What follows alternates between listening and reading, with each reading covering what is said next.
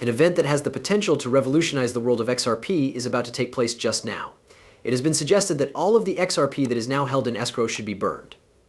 Furthermore, despite the fact that the burn rate is now at 5,000 XRP per day, which is equivalent to 1.82 million XRP yearly, there is a growing speculation that this rate is increasing.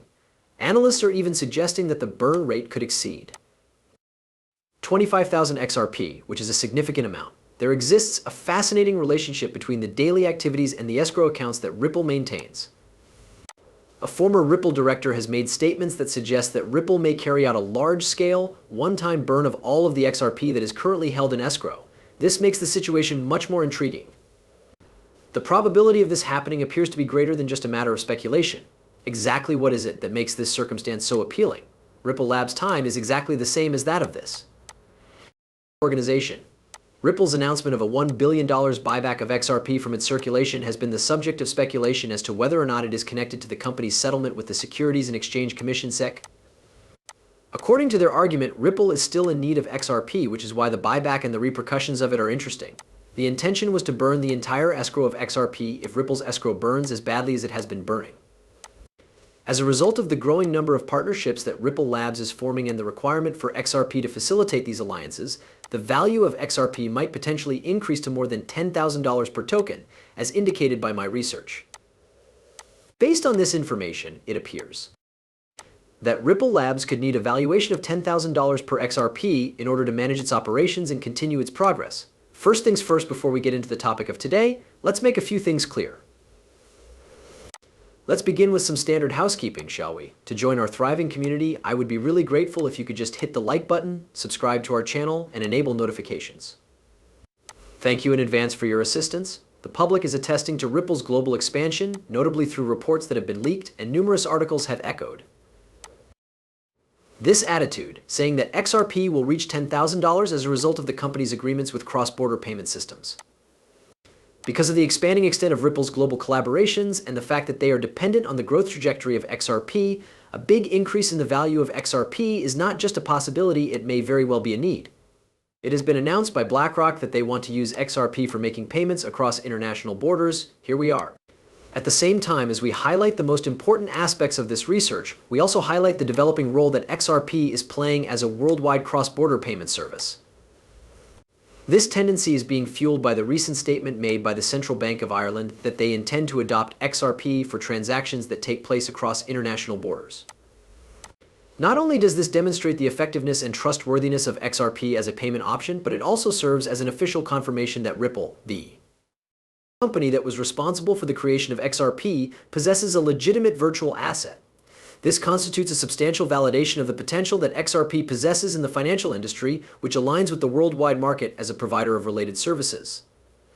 It has been announced that the Central Bank of Japan has begun the process of using XRP technology for worldwide payment solutions.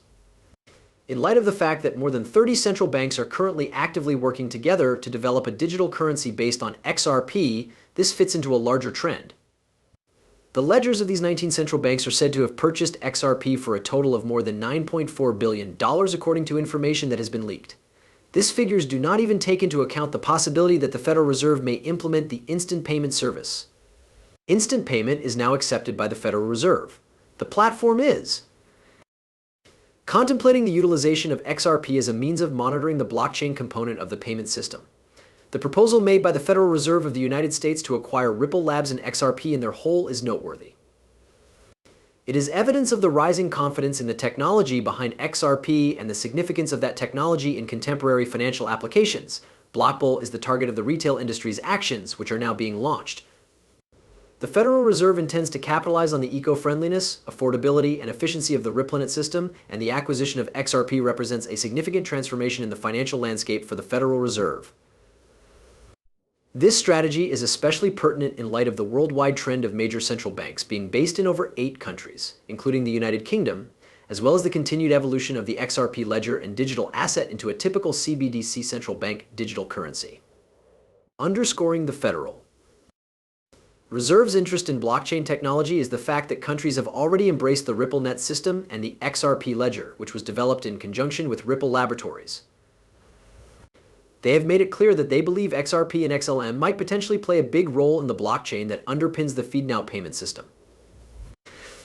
The feed-now payment system is now the cooperation between services and Metal blockchain to enable speedy fiat and reliable coin conversions, as stated in one of their reports. This relationship represents a significant step toward integrating traditional banking with decentralized finance. Third-party applications such as Venmo and PayPal are the only means by which inhabitants of the United States can make quick domestic payments using digital wallets for cryptocurrencies at the present time. At the same time, the Federal Reserve is in the process of formulating strategies to include cryptocurrency into its framework.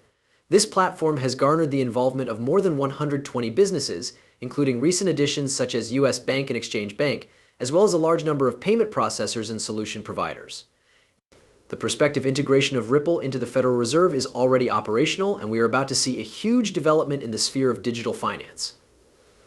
One of the fintech companies that is being considered for this project is Ripple, which is well known for the open source distributed ledger technology that it has developed, as well as several advanced solutions for international payments.